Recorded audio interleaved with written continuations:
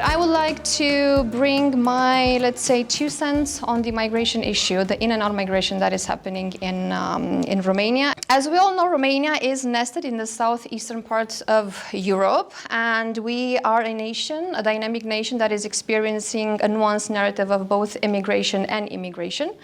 Our history with migration is unfolding. It never ceased. We never had a break, and while we've been traditionally viewed as a transit or immigration country, recent trends paint a more intricate picture. And now, allow me to elaborate a bit on that.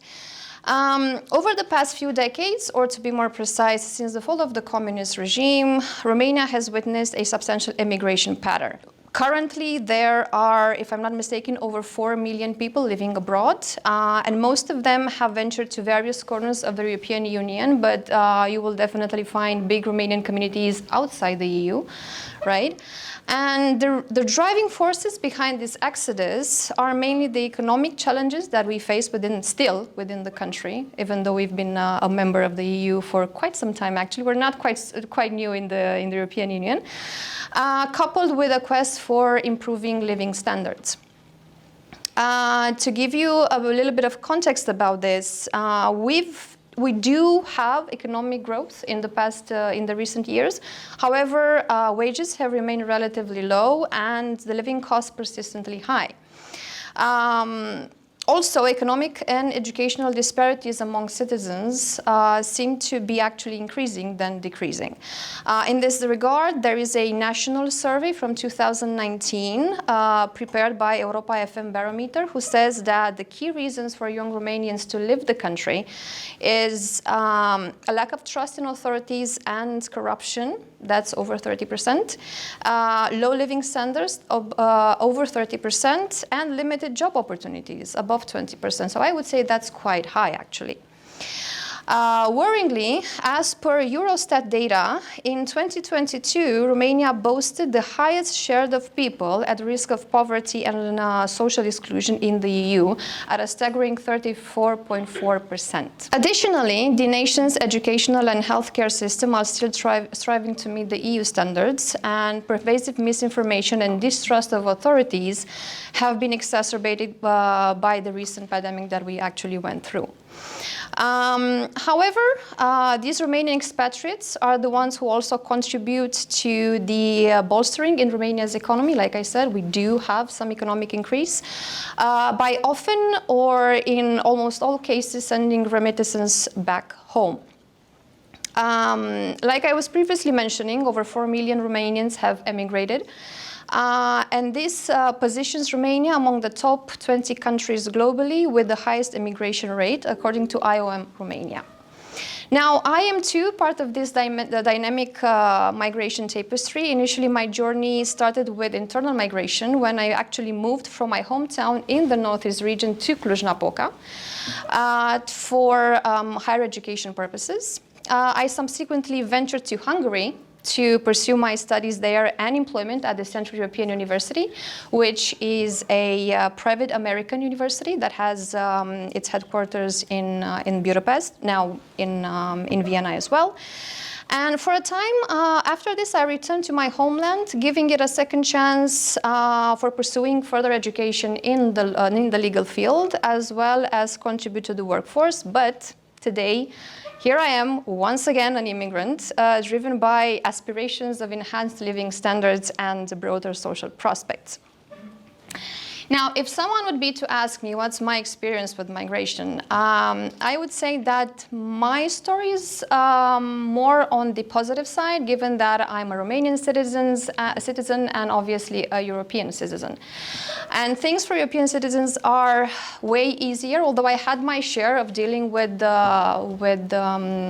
public institution, immigration offices in Hungary, here in Belgium as well, but I wouldn't dare to say that I've faced any of the hardships that my friends and close colleagues who are coming from, example, Serbia, from Turkey, from Pakistan, from India, or from African countries when moving to Europe. And when I say hardships, I'm referring here to everything you can think of.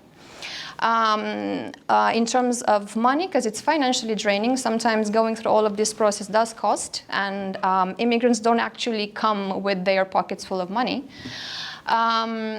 In terms of time, it's very time consuming to go through these registration processes and make your stay legal in the recipient country. Also taking into consideration the fact that you have to renew all the papers just because you're a third country nationals when every, I don't know, a couple of months or a year. And that does take a toll. At the same time, it's not very easy in terms of the psychological effects that these people face. I mean, it's already very difficult because they moved away from their homes. It's difficult sometimes to integrate within the communities. Sometimes also because people do have these bad, I don't know, preconceptions about them, to say the least. And I've also seen very close people to me that actually required sessions with therapists to be able to manage the entire process. So yes, I'm an economic immigrant myself, but I can't say that I faced such a difficult process as compared to people who are coming outside of the EU. Going back to Romania, in this intricate mosaic of migration, I would say that Romania continues to evolve and its people to adapt to the ever-shifting dynamics of the emigration and immigration that it's facing. The story of Romania as a migration nation is one of resilience, I feel, adaptability in the pursuit of better opportunities, both for those who actually leave the country and for those who are coming in. Now, we talked about emigration. Let's dive a bit into immigration and what happens in Romania. So, like I was saying before, Romania has been known to be a transit country and more of an emigration country. But recent years, we've seen these trends of becoming an increasing immigration country. So people outside the EU are coming to Romania. Romania is no longer a transit country. And personally, I've noticed this starting with the 2015 wave of refugees, and obviously since the beginning of the conflict in Ukraine. Its strategic location within the European Union, coupled with its growing economy, has attracted immigrants from various countries. If you wonder what's the profile of the immigrants who come to Romania, I would say it's the same as to the Romanians who actually leave the country. So these are people seeking job opportunities, students pursuing higher education, people looking for family reunification, and last but certainly not least, refugees escaping conflict in neighboring regions. If we are to give a snapshot of certain statistics, the number of migrants living in Romania increased 4 times between 2005 and 2017, reaching to a staggering total of 380,000 people. More so, in 2020, Romania was hosting over 87,000 third country nationals, out of which 3,600 beneficiaries of international protection. And 1/3 of the foreigners working in Romania are from countries outside the EU. Now, emigration and immigration does have economic, social, and cultural impact. Emigration, for example, in Romania has generated a loss of skilled labor and human capital.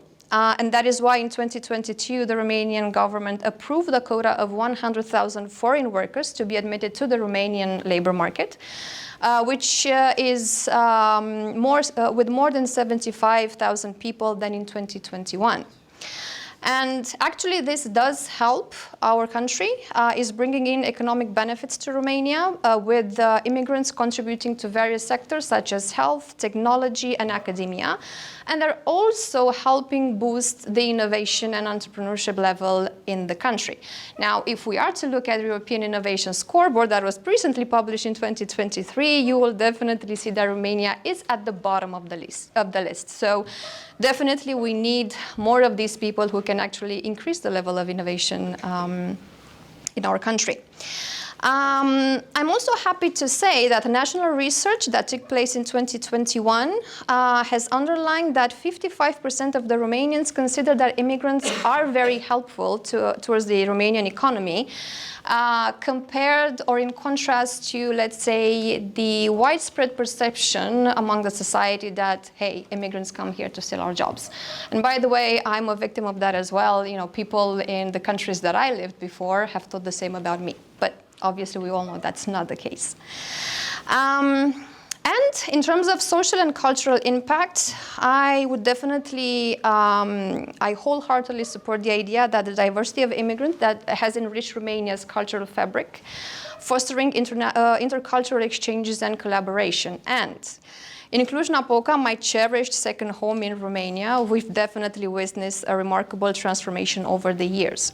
So if in 2014 there were approximately 5,900 foreigners living in the city, in 2022 the city is now home to an impressive 19,000 foreigners. And while the majority of the foreigners, and I'm talking here more than 10,000, people being third country nationals.